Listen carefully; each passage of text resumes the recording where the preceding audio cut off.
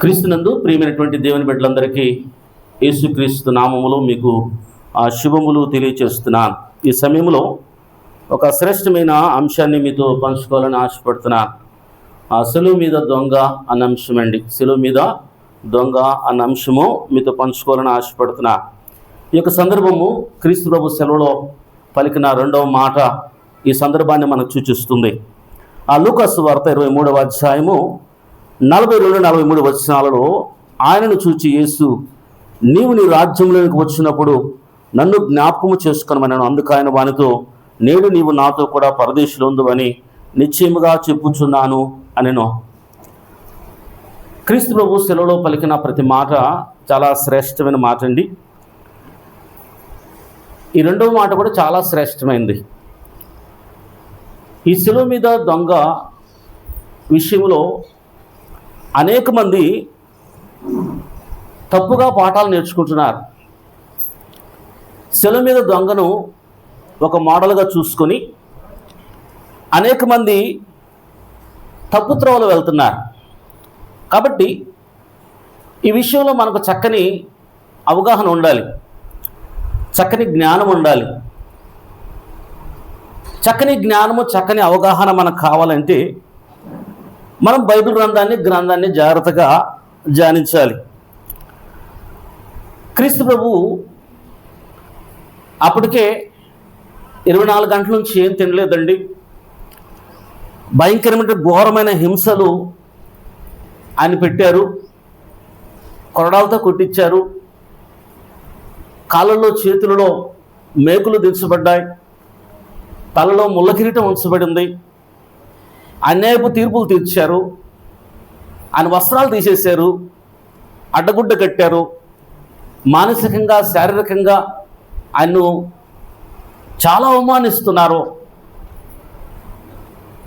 అలాంటి భయంకర స్థితిలో కపాలబడబడినటువంటి స్థలంలో, అనగా కల్వరి అనే స్థలంలో క్రీస్తు ప్రభువును సిలువ వేశారు.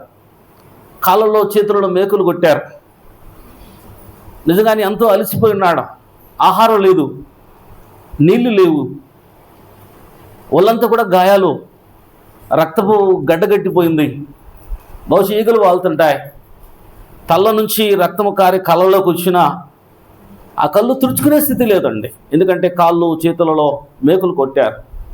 నిజంగా రక్తం కళ్ళలోకి వెళ్తే ఎంత వేదన పడి ఉంటాడు. ఆ చెమట కళ్ళలోకి వెళ్తే అంత బాధపడి ఉంటాడు. ఆయన ముఖమంతా కూడా పిడిగుద్దలతో గుద్ది గాని నుంచి ఉమ్మివేశారు. అంతగా అవమానించి ఆయన నీరసించి అలాంటి పరిస్థితుల్లో శిలువ మీద ఆయనను కల్వరి ప్రాంతంలో శిలువ వేశారండి. ఆయనతో పాటు 2 నేరస్తులు అంటాడు. అనగా 2 నేరస్తులు ఆయనతో పాటు శిలువ వేయబడ్డానికి తీసుకురాబడ్డారు. ఆ మాట చూద్దాం. 23వ అధ్యాయము 32వ వచనంలో, మరి 2 ఆయనతో కూడా చంపబడుటకు తేబడిరి. వారు నేరము చేసిన వారు. చంపబడడానికి శిలువ వేసి వారిని చంపాలని క్రీస్తు ప్రభువుతో పాటు మరి 2 తీసుకొచ్చారు. వారిద్దరు కూడా నేరస్తులండి. క్రీస్తు ప్రభువుతో పాటు ఒకరిని కుడివైపున శిలువ వేశారు, ఇంకొకరిని ఎడమవైపున శిలువ వేశారు.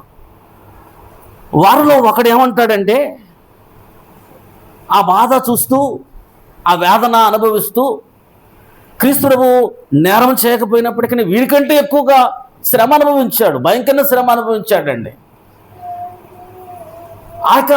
మొదటి దొంగ ఏమంటాడంటే, ఇంత శ్రమ అనుభవిస్తున్నావు, నువ్వు క్రీస్తువు కదా అంటున్నాడు.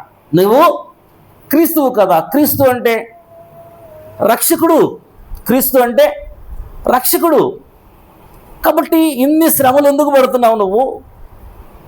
ఇంత వేదన ఎందుకు అనుభవిస్తున్నావు నువ్వు రక్షించుకొని మమ్మల్ని కూడా రక్షించవచ్చు కదా అంటున్నాడు. అనగా ఈ బాధల నుంచి మా శరీరాన్ని కూడా నువ్వు విడిపించవచ్చు కదా, నువ్వు క్రీస్తువు కదా అంటూ ఆయనను దూషించినట్లు మనం చూస్తున్నాం. క్రీస్తువును దూషించాడు మొదటి దొంగ అండి. అనగా మొదటి దొంగ ఉద్దేశం అంతా గమనించినట్లయితే భౌతిక సంబంధమైన దేహాన్ని నుంచి రక్షించబడాలని, భౌతిక సంబంధమైనటువంటి శరీర హింసల నుంచి రక్షించబడాలని, భౌతిక సంబంధమైన మరణం నుంచి రక్షించబడాలన్న తపన మొదటి దొంగలో కనిపిస్తుందండి. ఆ తపన కనిపిస్తుంది. అయితే రెండవ దొంగ ఏం చేస్తున్నాడంటే మొదటి వాణిని గద్దించి మొట్టమొదటిగా తిడతా ఉన్నాడు, గద్దిస్తున్నాడు. అనగా నువ్వు తప్పు చేస్తున్నావు, నువ్వు మాట్లాడేది తప్పు, నువ్వు దూషించేది తప్పు అంటూ గద్దిస్తూ ఆయన ఏమంటాడంటే నీవు అదే శిక్ష వదిన కనుక దేవునికి భయపడవా. ఎంత చక్కని మాట అండి. అనగా మొదటి దొంగ దేవుని భయము లేనివాడు. దేవుడు అంటే భయం లేదండి మొదటి దొంగకి, కాబట్టి దేవుణ్ణి దూషిస్తున్నాడు. మొదటి దొంగకి భయం లేదు కాబట్టి దేవుణ్ణి దూషిస్తూ నువ్వు రక్షించుకొని మమ్మల్ని రక్షించవచ్చు కదా, ఎన్నో అద్భుత కార్యాలు చేసావు కదా, ఎన్నో మహత్కార్యాలు చేసావు కదా, ఎంతోమందిని చనిపోయిన వాళ్ళని లేపావు కదా, నువ్వు దేవుని కుమారుడు కదా, నువ్వు రక్షకుడు కదా, కాబట్టి మమ్మల్ని రక్షించు అంటూ దూషిస్తున్నాడు. రెండవది ఏమంటే వాడిని గద్దిస్తున్నాడు, ఇది తప్పురా, దేవునికి నువ్వు భయపడవా అంటూ గద్దిస్తూ, అంటే వాడు దేవునికి భయపడిన వాడు, ఈ రెండవ దొంగ దేవునికి భయపడేవాడు. అది అర్థమవుతుందండి. భయపడకుండా దూషించాడు మొదటి దొంగ. రెండవ దొంగ ఏం చేస్తున్నాడంటే దేవునికి భయపడి మాట్లాడుతున్నాడు. అనగా వాడిని గద్దించి మనకైతే ఇది న్యాయమే, ఎందుకంటే మనం దొంగతనాలు చేసాం, నేరాలు చేసాం, కాబట్టి ఈ శిక్ష మనకు న్యాయమే, మనం చేసిన దానికి తగిన ఫలం మనం పొందుతున్నాము. కానీ ఈయన ఏ తప్పిదము చేయలేదు, క్రీస్తు ప్రభువును చూపిస్తూ ఈయనలో ఏ తప్పు లేదయ్యా అనగా ఒక దొంగ గ్రహిస్తూ ఉన్నాడు. ఒక దొంగ క్రీస్తు ప్రభువులో ఏ పాపము లేదని గ్రహిస్తున్నాడు. ఒక దొంగ దేవునికి భయపడినట్లుగా కనిపిస్తుందండి. కనిపిస్తూ అనుకున్నాడంటే నువ్వు దేవునికి భయపడవా అని చెబుతూ ఈయన ఏ తప్పు చేయలేదు. అక్కడ అందరూ కూడా క్రీస్తు ప్రభువును హేళన చేస్తున్నారు, హింసిస్తున్నారు, క్రీస్తు ప్రభు మీద నేరం మోపుతున్నారు. ఈయన యూదులు రాదని చెప్పుకుంటున్నాడు కాబట్టి ఈయన సెలవేయండి. అక్కడ జనసమూహం అంతా కూడా క్రీస్తు ప్రభు మీద రాళ్ళు ఉమ్మివేసిన వారు వారందరూ కూడా క్రీస్తు ప్రభు మీద నేరాలు మోపుతున్నాడు. అయితే ఈ దొంగ మాత్రము క్రీస్తు ప్రభు ఏ తప్పు చేయలేదని చెప్తున్నాడు. క్రీస్తు ప్రభు ఏ తప్పు చేయలేదు. ఎంత చక్కని మనసండి, ఎంత చక్కగా దేవునికి లోబడ్డాడు. అనగా అక్కడున్న అందరూ క్రీస్తు ప్రభు మీద నేరం మోపి సెలవు వేసి చంపాలని చూస్తుంటే ఇతను మాత్రం క్రీస్తు ప్రభులో ఏ తప్పు లేదు అని చెప్తున్నాడు. ఈయన ఏ తప్పిదము చేయలేదు, మనకైతే ఇది న్యాయము అని చెబుతూ ఈ రెండవ దొంగ ఏం చేస్తున్నాడంటే క్రీస్తు ప్రభుతో అంటున్నాడండి. మొదటి దొంగ భౌతిక సంబంధమైన శరీరాన్ని గురించి, శిక్షణ గురించి, చావుని గురించి ఆలోచించాడండి. ఈ రెండవ దొంగ మాత్రమో దేవునికి భయపడ్డాడు. ఎంతమంది క్రీస్తు ప్రభు మీద నేరం మోపినా ఆయన ఏ తప్పు చేయలేదని అక్కడ సాక్ష్యం ఇస్తున్నాడు. సాక్ష్యం ఇస్తూ నన్ను రక్షించయ్యా ఈ శిక్ష నుంచి అని చెప్పట్లేదండి, ఈ బాధల నుంచి నన్ను తప్పించని చెప్పట్లేదండి. ఏమంటున్నాడంటే యేసు నీవు నీ రాజ్యంలోనికి వచ్చినప్పుడు నన్ను జ్ఞాపకం చేసుకోను అంటున్నాడు. అనగా ఈ మరణం తర్వాత తన ఆత్మ గురించి ఆలోచన చేస్తున్నాడు. ఈ శరీరాన్ని గురించి ఆలోచన చేయట్లేదండి. మరణం తర్వాత ఆత్మ గురించి, ఈ దేహాన్ని గురించి, ఈ ప్రాణాన్ని గురించి ఆలోచన చేయటం లేదండి. ఈరోజు మనందరం కూడా దేని గురించి ఆలోచన చేస్తామంటే దేహాన్ని గురించి ఆలోచన చేస్తాం, ప్రాణాన్ని గురించి ఆలోచన చేస్తాం. ప్రాణం పోతుంది అంటే లక్షలు ఖర్చు పెడతాం. ప్రాణం పోతుందంటే హాస్పిటల్కి వెళ్ళి లక్షలు ఖర్చు పెడతాం. నువ్వు లక్షలు ఖర్చు పెట్టి ప్రాణము కాపాడుకొని దేహాన్ని నువ్వు ఎంతకాలం ఉంచుతావు? ఎంతకాలం ఈ దేహంలో ఉంటాం మనము? గొప్పగా బతికినటువంటి మహాభక్తుడు ఎవరంటే 960 సంవత్సరాలు మెతుషెల బ్రతికాడండి. 960 సంవత్సరాలు బ్రతికాడు మెతుషెల. అయినా దేహాన్ని విడిచిపెట్టాడు. 100 సంవత్సరాలు బతికినా దేహాన్ని విడిచిపెట్టాల్సిందే. అనగా మన్నైనది వెంటనే మంటికి చేరుతుంది దేహం అండి. ఈ ప్రాణము పోయిన వెంటనే ఈ దేహం విడిచిపెట్టబడుతుంది, మట్టిలో కలిసిపోతుంది. ఈ దేహాన్ని గురించి మనం ఎంత ఖర్చు పెడతాం, ఎంత ఆలోచన చేస్తాం, ఎంత ప్రయాసపడతాం. అయితే దేవుడు నిత్యుడు అండి. క్రీస్తువు నిత్యుడు, పరిశుద్ధాత్ముడు నిత్యుడు. నిత్యము యుగగాలు ఉండేవారు వాళ్ళు. వారి పోలికతో, వారి స్వరూపములో నిన్ను నన్ను దేవుడు చేసి జీవించే ఆత్మలుగా ఈ శరీరంలో మనల్ని ఉంచాడండి. అనగా దేవుడు ఎంతకాలం ఉంటాడో మనము జీవించే ఆత్మలుగా అంతకాలం ఉంటాం. ఈ దొంగ చేసే పని ఏంటంటే ఆత్మ గురించి ఆలోచన చేస్తున్నాడు. శరీరం నుంచి కాదండి. దేవుడు నిత్యుడు, నిత్యము దేవునితోనే ఉండాలి అంటూ ఆత్మ గురించి ఆలోచన చేస్తున్నాడండి. దేవుడు మనందరినీ జీవించే ఆత్మలుగా దేవుడు చేశాడండి. ఈ లోకంలో సమస్త జీవరాశులు ఉన్నాయి, జంతువులు ఉన్నాయి, పురుగులు ఉన్నాయి, చాలా రకాలైనటువంటి జీవరాశులు ఉన్నాయి. అయితే జీవరాశులన్నిటికీ ఆత్మ ఉందా? ఏమ్మా, జీవరాశులన్నిటి ఆత్మ ఉందా? ఆత్మ లేదండి. దేవుడు మనుషులకే, అనగా ఆత్మనిచ్చింది దేవుడు మనుషులకే, జీవించే ఆత్మలుగా చేసింది. అనగా ప్రాణమో ఆత్మ ఉండేది మనుషులకే. జీవరాశులన్నిటికీ, జంతువులన్నిటికీ కేవలం ప్రాణం ఉంటుంది అంతే. అవి చచ్చిపోతే అంతటితో వాటి స్థితి అంతమైపోతుంది. అయితే మానవుడు అట్లా కాదండి. యోబు గ్రంథం ఒక మంచి మాట మనం చూద్దాం. యోబు గ్రంథం 12వ అధ్యాయము చక్కని మాటను పరిశుద్ధాత్మ దేవుడు మనకు అక్కడ జ్ఞాపకం చేస్తున్నాడండి. యోబు గ్రంథము 12వ అధ్యాయము అందరు తీద్దాం. 10వ వచనంలో మనం గమనించినట్లయితే చక్కని మాట అక్కడ దేవుడు జ్ఞాపకం చేస్తున్నాడు. 10వ వచనంలో, యోబు గ్రంథం 12వ అధ్యాయం 10వ వచనంలో చాలా శ్రేష్టమైన మాట అక్కడ మనం చూస్తామండి. 12వ అధ్యాయం 10వ వచనము, జీవరాశుల ప్రాణమును, ఇక్కడ గమనించండి. బైబిల్ అంతా మనకు చక్కని ఆధారం ఇస్తుంది. జీవరాశులకు ఏముందంటమ్మా? ప్రాణం ఉంది. జీవరాశులకి ఏముంది? ప్రాణం ఉంది. మనుషులందరి ఆత్మలను, మనుషులందరికీ ఏముంది?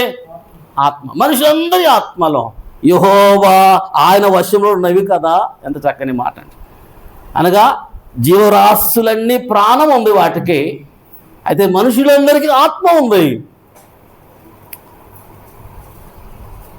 ఈ ఆత్మ యుగయుగములు శాశ్వతంగా ఉంటుందండి. అందుకే క్రీస్తు ప్రభు ఒక మంచి మాట అంటాడు. మత్తయి సువార్త 10వ అధ్యాయము ఒక చక్కని మంచి మాటను క్రీస్తు ప్రభు అక్కడ అంటాడండి. మత్తయి సువార్త 10వ అధ్యాయము 28వ వచనంలో మనం గమనించినట్లయితే 28వ వచనం, మరియు ఆత్మను చంపనేరక దేహమును చంపు వారికి భయపడుడి గాని భయపడకుడి గాని ఆత్మను దేహమును కూడా నరకములో నశింపజేయగల వానికి మిక్కిలి భయపడ్డాడు. అనగా దేహమును ఒక్కటాన్ని చంపేదావాన్ని భయపడొద్దు కానీ, అయితే ఆత్మ దేహాన్ని చంపేవాడు ఉంటాడు. అనగా ఆత్మలో దేహాన్ని ఆయనకి మిక్కిలి భయపడమంటాడండి. కాబట్టి ప్రియ దేవుని బిడ్డలారా, దొంగ ఆత్మని గురించి ఆలోచన చేస్తున్నాడు. మొదటి దొంగ ప్రాణాన్ని గురించి ఆలోచన చేస్తున్నాడు. ఈ లోకంలో నువ్వు నేను దేని గురించి ఎక్కువ ఆలోచన చేస్తున్నా? శాశ్వత కాలము నివాసం ఉండే నీ గురించి, నీ ఆత్మ గురించి. నువ్వు కళ్ళు మూస్తే నీ శరీరం విడబడుతుంది కాబట్టి, కానీ నువ్వు మాత్రం ఆత్మలో లోకానికి వెళ్ళిపోతావు. నువ్వు శాశ్వతం, ఈ శరీరం అశాశ్వతం.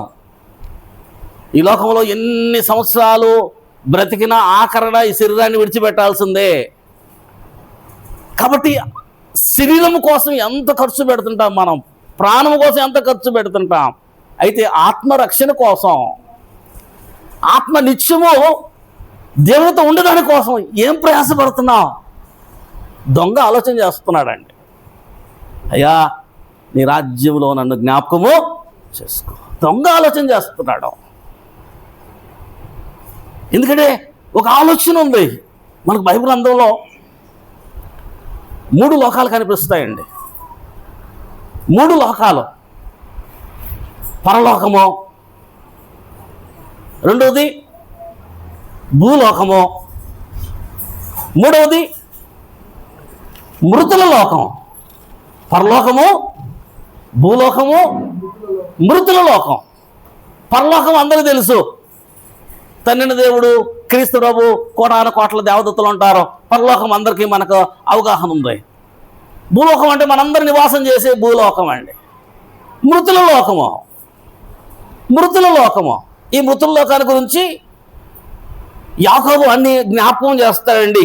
మృతుల లోకం గురించి 42వ అధ్యాయం ఆదికాండము 42వ అధ్యాయం మృతుల లోకం గురించి యాకోబు అక్కడ జ్ఞాపకం చేస్తున్నాడు. 42వ అధ్యాయము 38వ వచనంలో గమనించినట్లయితే అక్కడ తన కుమారులతో తన కుమారుని పంపించకుండా ఉండడానికి ఆయన ఏమంటాడంటే, అయితే అతను నా కుమారుని మీతో వెళ్ళనీయను, ఇతని చిన్న అన్న చనిపోయాను అనగా యేసేపు చనిపోయాడు, ఇతను మాత్రం మిగిలి ఉన్నాడు. మీరు పోవు మార్గమున ఇతనికి హాని సంభవించినడలా నెరసిన వెంట్రుకలు గల నన్ను మృతుల లోకానికి దుఃఖముతో దిగిపోయినట్లు చేయుదురు అంటాడు. మృతుల లోకానికి ఇప్పటికే నేను నెరసి తల్లింట్లతో ఉన్నాను, రేపు మాపో చచ్చిపోయేటట్టున్నాను, అయితే మీరు ముందుగానే నన్ను దుఃఖముతో ఆ మృతుల లోకానికి పంపించేటట్టున్నారే అంట. అనగా మృతుల లోకము. ఫిలిప్పీలకు రాసిన పత్రిక 2వ అధ్యాయం, ఫిలిప్పీలకు రాసిన పత్రిక 2వ అధ్యాయం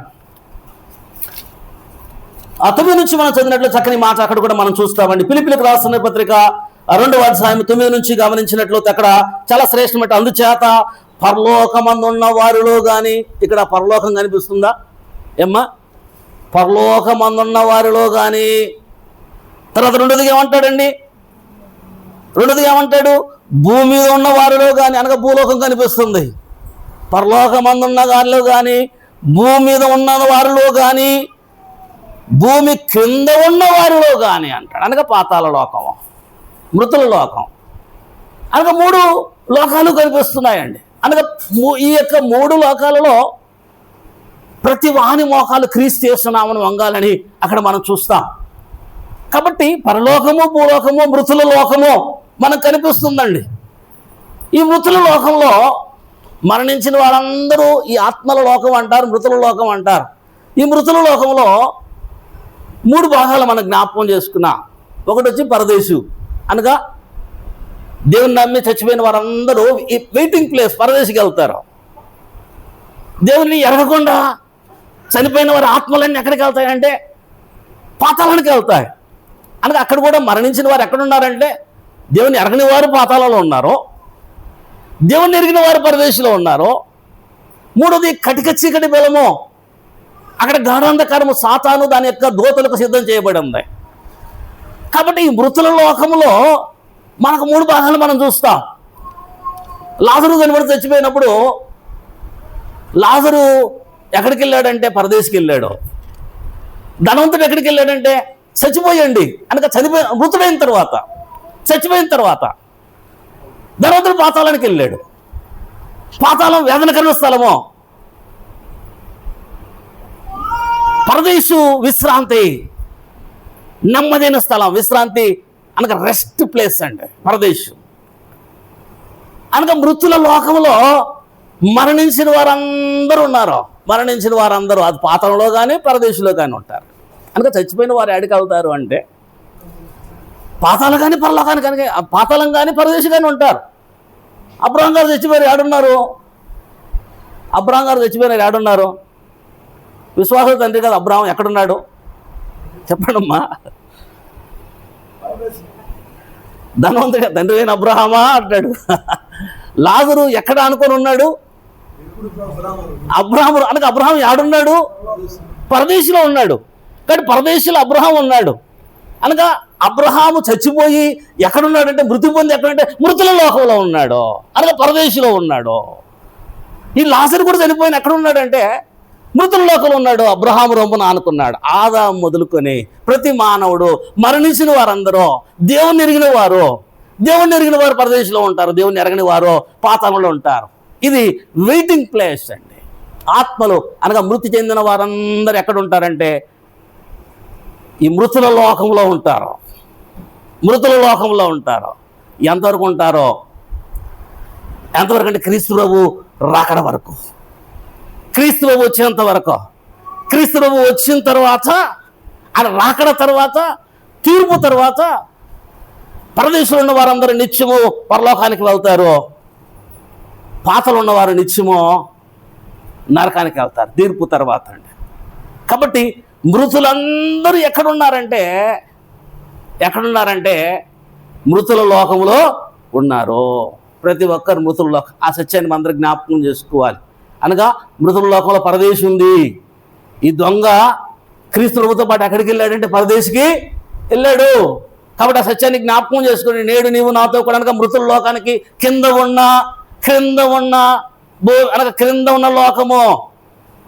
కాబట్టి అక్కడికి పరదేశికి ఈ దొంగ వెళ్ళడానికి ఇష్టపడతాడు. ఎందుకంటే అక్కడి నుంచి పరలోకానికి వెళ్ళాలనండి.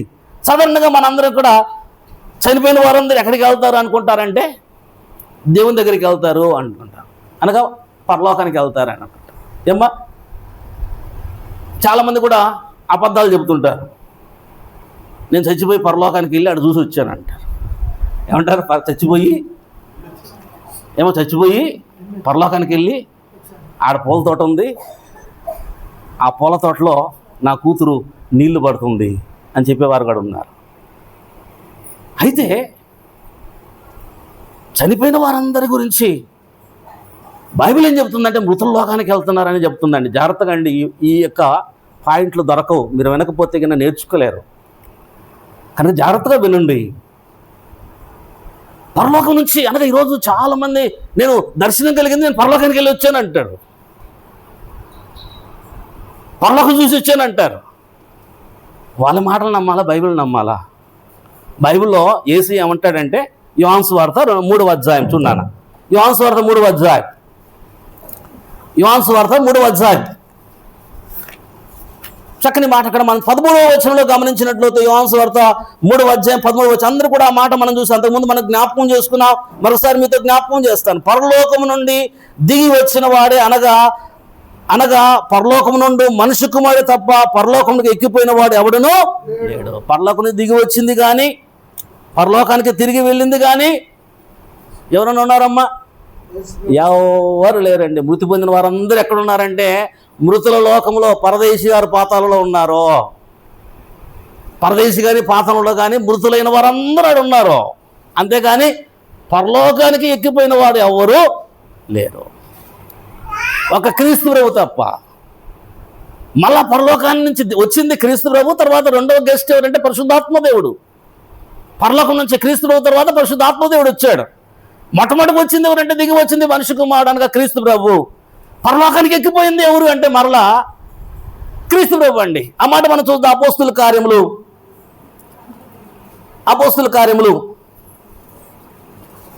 1వ అధ్యాయము చక్కని మాట అక్కడ మనం చూస్తాం. అపోస్తుల కార్యములు 1వ అధ్యాయము 9-10 వచనాలు. ఈ మాటలు చెప్పి వారు చూస్తుండగా ఆయన ఆవరమాయను. అప్పుడు వారి కన్నులు కనపడకుండా ఒక మేఘము ఆయనను కొనిపోయాను. ఆయన వెలుచుండగా వారు ఆకాశం వైపు తేరి చూచుండని, ఇదిగో తెల్లని వస్త్రము ధరించుకుని 2 మనుషులు వారి వద్ద నిలిచి, ఓ గలీల మనుషులారా, మీరెందుకు నిలిచి ఆకాశం వైపు చూస్తున్నారు? మీ వద్ద నుండి పరలోకమునకు చేర్చుకునబడిన ఈ యేసే. మీ వద్ద నుంచి ఎక్కడికి వెళ్తున్నాడండి? పరలోకానికి చేర్చుకోబడిన ఈ యేసే అంటాడండి. అనగా ఆరోహణమైన తర్వాత ఆయన పరలోకానికి వెళ్ళాడండి. అనగా పరలోకమునికి వెళ్ళింది ఎవరు అంటే ఒక క్రీస్తు ప్రభు తప్ప ఇంకెవరు లేరండి. పరలోకానికి వెళ్ళిన తర్వాత క్రీస్తు ప్రభు చూడండి. పేతురు రాసిన మొదటి పత్రిక 3వ అధ్యాయం గబగబా మీకు చూపించేస్తాను. పేతురు రాసిన మొదటి పత్రిక 3వ అధ్యాయం 22వ వచనంలో మనం గమనించినట్లయితే 22వ వచనం గమనించి, ఆయన పరలోకానికి వెళ్ళి ఏమంటాడమ్మా? చెప్పాలా? నిద్రపోతున్నారు చాలా మంది. ఆయన పరలోకానికి వెళ్ళి అనగా క్రీస్తు ప్రభు దూతల మీదనో అధికారుల మీదనో శక్తుల మీదనో అధికారం పొందిన వాడై దేవుని కుడిపార్శ్వమున పరలోకానికి ఎక్కిపోయిన వాడు క్రీస్తు ప్రభు తప్ప ఇంకెవ్వరు లేరండి. చాలామంది చెప్తారు పరలోకానికి వెళ్ళి దేవుడితో మాట్లాడి నేను మళ్ళీ వచ్చానంటారు. అబద్ధ బోధకులు. అలా చెప్పేవారి మాటలు నమ్మేవారు ఎంతమంది ఉన్నారండి? అబద్ధము. క్రీస్తు ప్రభు అనగా పరలోకానికి ఎక్కిపోయిన వాడు క్రీస్తు ప్రభు ఒకడే అన్న సత్యాన్ని వాక్యం ద్వారా దేవుడు మరొకసారి మనందరినీ కూడా హెచ్చరిక చేస్తున్నాడండి. కనుక చాలామంది ఏమనుకుంటారంటే బైబిల్లో కొన్ని మాటలు జ్ఞాపకం చేసుకుంటూ మనైనది వెనకడంటే మంటికి చేరును ఆత్మ తాను అనుగ్రహించిన దేవుని కనుక దేవుని పరలోకానికి వెళ్ళిపోయింది అనుకుంటారు. కాదండి. అనగా దేవుని దగ్గరికి ఎప్పుడు వెళ్తుందంటే తీర్పు తర్వాత వెళ్తుంది దేవుని దగ్గరికి. అంతవరకు ఎక్కడ ఉంటుందంటే మృతుల లోకంలో ఉంటారు. అపోస్తలుడు పౌలు కూడా నేను వెడలిపోయే సమయం అయింది, నేను వెళ్ళిపోతాను, నేను చచ్చిపోతే క్రీస్తు పాటు ఉంటాను అంటాడు.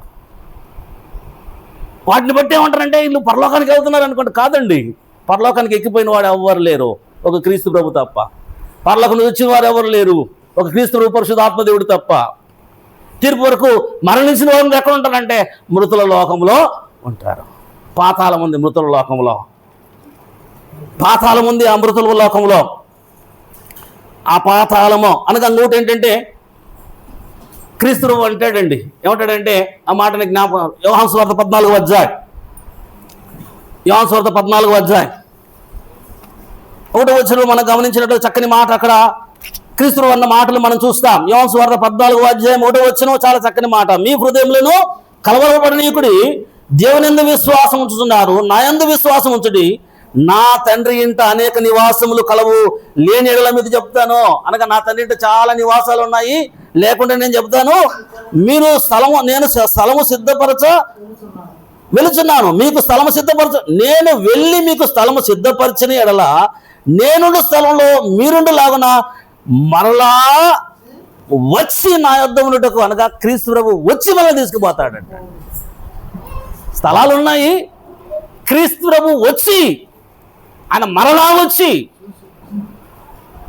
ఆయన వచ్చి మనల్ని తీసుకెళ్తాడంట. అనగా క్రీస్తు ప్రభు రాకడ వరకు, ఆయన తీసుకెళ్ళేంత వరకు, ఆయన మనల్ని పంపించేంత వరకు పరలోకానికి ఎవరు వెళ్ళరండి. మరణించిన వారు ఎక్కడికి వెళ్తారంటే పరదేశి లేక పాతాళానికి వెళ్తారు.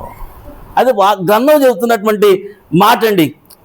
అందుకే అంటాడు క్రీస్తు ప్రభు ఏమంటాడంటే 14:6లో నేనే మార్గమును నేనే సత్యమును, నా ద్వారా తప్ప తండ్రి యొద్దకు ఎవరు, అనగా నా ద్వారానే పరలోక రాజ్యానికి వెళ్తారు. చాలా క్లియర్ అది.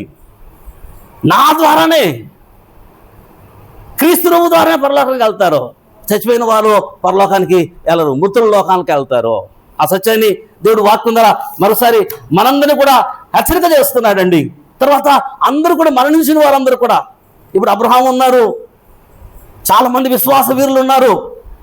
విశ్వాస వీరులందరూ హెబ్రీయుల రాసిన 11వ అధ్యాయం మనకు కనిపిస్తారండి. వారందరూ కూడా ఆ వాగ్దాన దేశం కోసం ఏం చేస్తున్నారంట, ఎదురు చూస్తున్నారంటండి. ఆ మహాపట్టణం కోసం ఎదురు చూస్తున్నారు. ఎక్కడ ఎదురు చూస్తున్నారంటే మృతుల లోకంలో పరదేశిలో ఎదురు చూస్తున్నారు. ఇంటికి వెళ్ళి చదవండి, 11వ అధ్యాయంలో మనకు కనిపిస్తుంది. అబ్రహాము ఎదురు చూస్తున్నాడు, విశ్వాస వీరులందరూ ఎదురు చూస్తున్నారు. దేనికోసం అంటే ఆ పరలోక పట్టణాన్ని చూడాలని, ఆ పరలోక పట్టణంలో దేవునితో నిత్య నివాసం చేయాలని. ఎక్కడున్నారంటే వీరందరూ కూడా పరదేశిలో వెయిటింగ్ ప్లేస్లో వీరందరూ కూడా ఉన్నారండి. కాబట్టి అందరూ ఎదురు చూస్తున్నారు. ఈ యొక్క దొంగ ఏం చేస్తున్నాడంటే పరదేశికి వెళ్ళడానికి ఇష్టపడతా, ఆత్మరక్షణ కొరకు ఇష్టపడుతున్నాడు. ఒక మాట మీతో జ్ఞాపకం చేస్తాను. బాప్తిసం దొంగ తీసుకున్నాడా? ఈరోజు అనేక మంది ఈ ప్రశ్న వేస్తున్నారండి. దొంగ ఆకరణ సిలువలో, అయ్యా నీతో నన్ను పరదేశం తీసుకెళ్ళి జ్ఞాపకం చేసుకో అంటే క్రీస్తు ప్రభు వెంటనే తీసుకెళ్ళాడు. నేను కూడా చచ్చిపోయేటప్పుడు ప్రభు నన్ను క్షమించు, నా పాపాలు క్షమించు అంటే నేను కూడా పరలోకానికి దేవునికి వెళ్ళిపోతాను అని అనుకుంటుంటారండి. గమనించండి, దొంగ బాప్తిసము తీసుకోలేదండి. అయితే క్రీస్తు ప్రభు గమనించండి, క్రీస్తు ప్రభు సిలువకు ముందు బాప్తిస్మపు ఆజ్ఞ లేదు. క్రీస్తు ప్రభు సిలువకు ముందు బాప్తిస్మ ఆజ్ఞ లేదండి. బాప్తిస్మ ఆజ్ఞ ఎప్పుడు ఇచ్చాడు? క్రీస్తు ప్రభు ఎప్పుడు ఇచ్చాడు?